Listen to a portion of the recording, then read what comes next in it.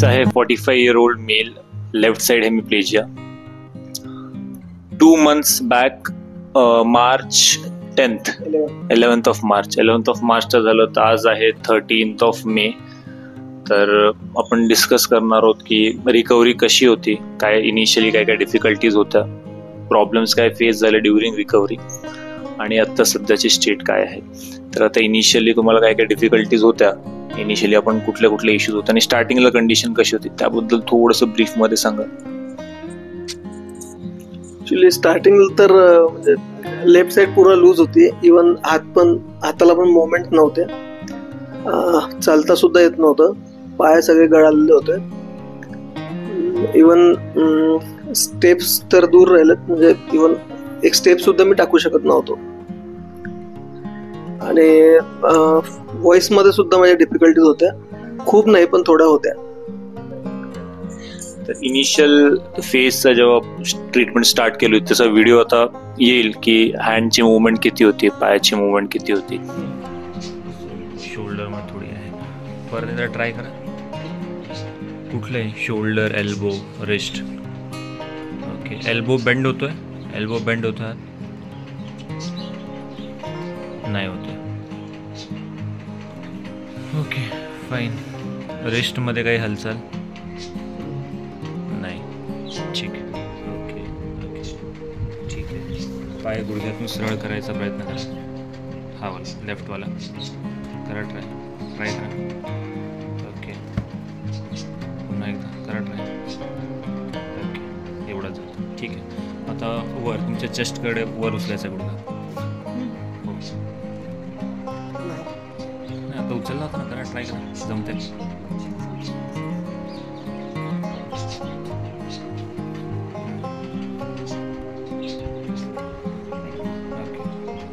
पुन्हा एकदा.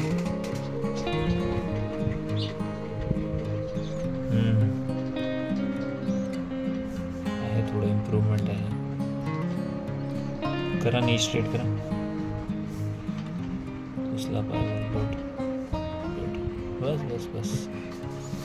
आता नीवर, चेस्टकडे. वेल डन. अरे वा, मस्त. पुन्हा एकदा. परफेक्ट. वर उचला. Okay, good. एल्बो बेंड करा. नाईस. रिस्ट टर्न करा. ओके, हात बंद आणि ओपन.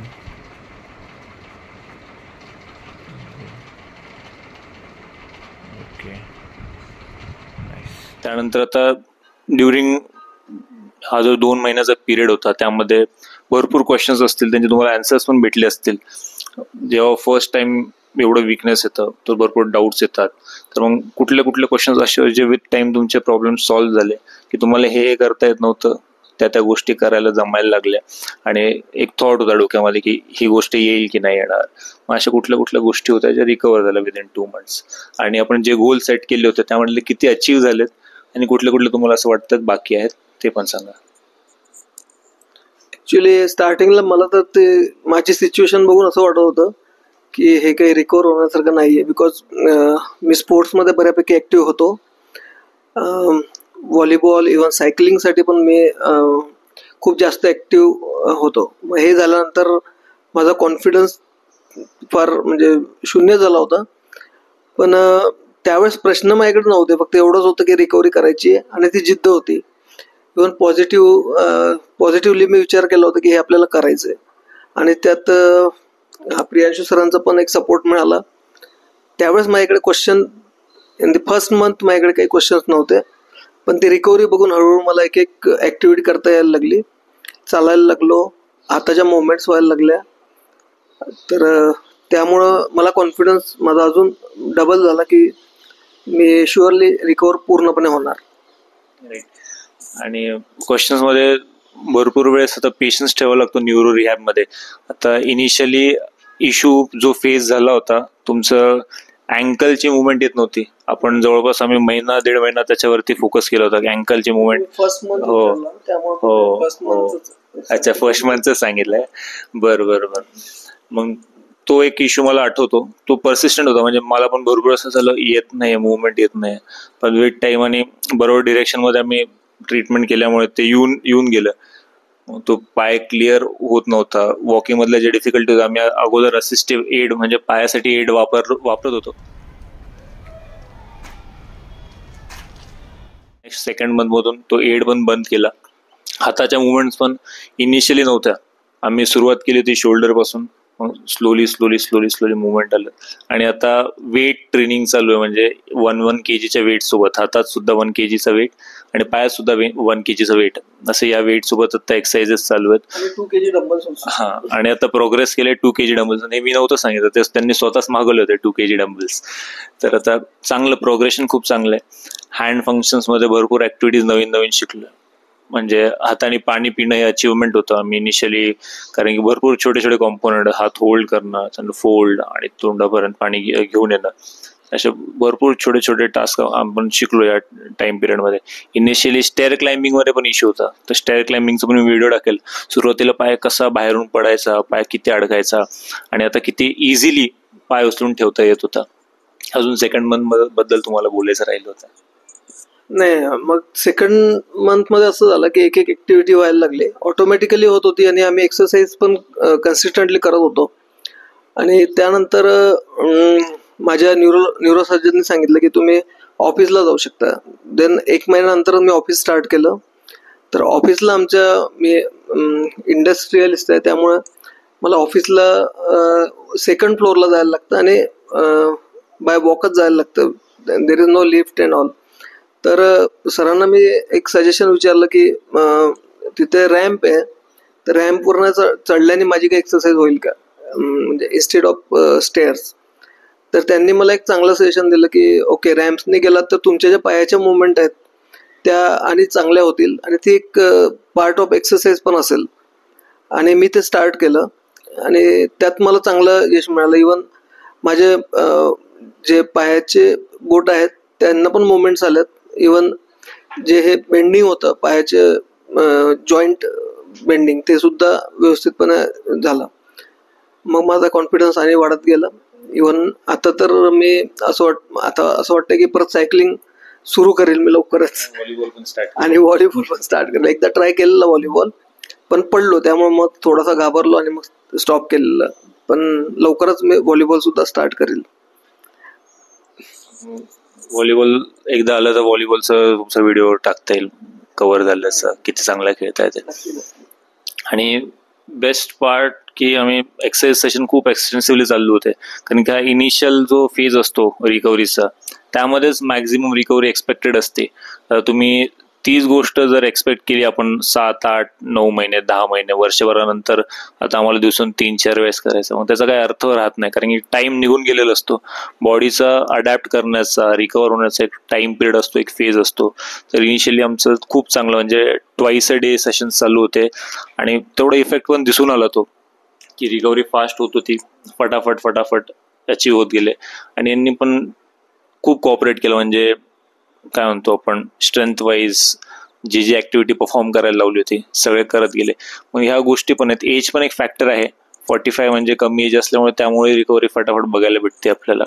पॉझिटिव्ह मोटिवेटेड आहे, त्यामुळे भरपूर लवकर रिकव्हरी बघायला भेटली. म्हणजे जे एक्सपेक्ट आम्ही 1-2 महिन्यानंतर केलं होतं, 10-10, 15-15 दिवसात येत गेलं.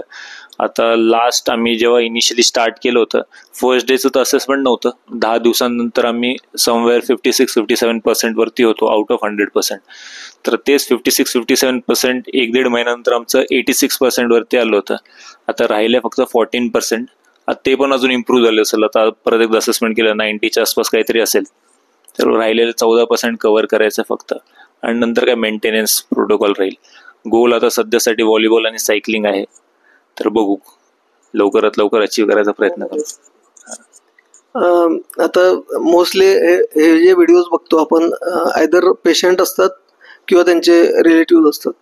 तर मी एकच गोष्ट सजेस्ट करेल की असं काही घडल्यास वेळ न घालवता हॉस्पिटलाइज व्हावं आणि इमिजिएटली फिजिओथेरपी सुरू करावी.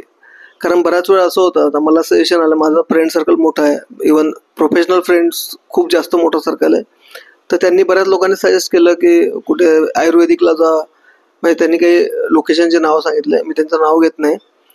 तर तिथे पटाकन रेडी होतं वगैरे. मग मी त्याची पण ॲक्च्युली ॲनालिसिस केलं. त्यानंतर मला कळलं की ते स्टेरॉइड्स आणि या सगळ्यांचा वापर करतात. तर माझ्या न्यूरोलॉजिस्टप्रमाणे physiotherapy is the only solution for this treatment, आणि आपण सगळ्यांनी तेच करावं आणि प्रॉपरली क्युअर व्हावं. आणि प्रियांशू सरांसारख्या जर मिळाले फिजिओथेरपिस्ट, देन पटापट आपण रिकवर होऊ शकतो. थँक्यू.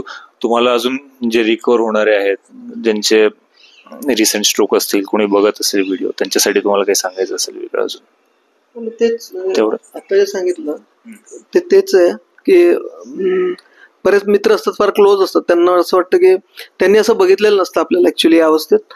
मग त्यांना असं वाटतं की हा कालपर्यंत आपल्याबरोबर रनिंग करायचा, रेस करायचा, आणि आज असं पडलाय बेडवरती. तर त्यांचं पण ऑब्व्हियस असतं सांगणं, सजेस्ट करणं. त्यांना इमिजिएट तुम्ही उठून उभे राहावे असं वाटतं. पण हा पेशन्स आणि विल पॉवरचंच सगळं काही हे म्हणजे स्ट्रोक हा प्रकार तसलाच आहे.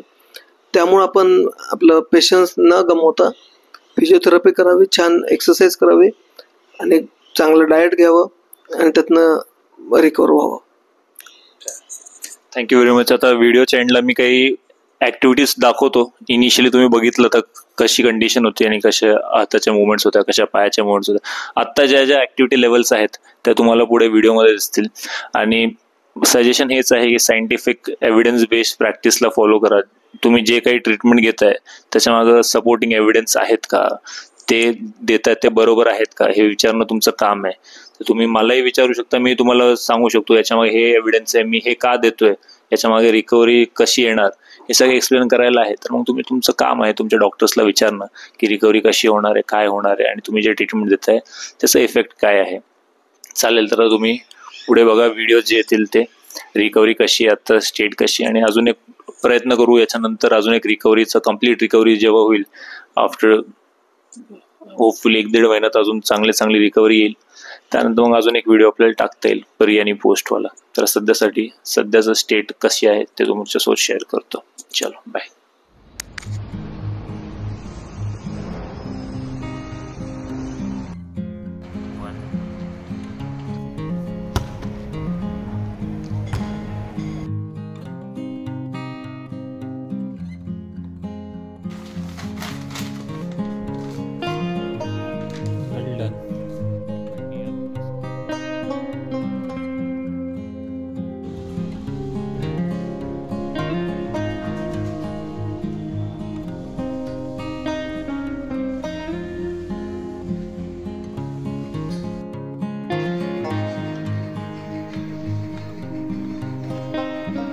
हा इझिली वर येतो ना, असं येतो.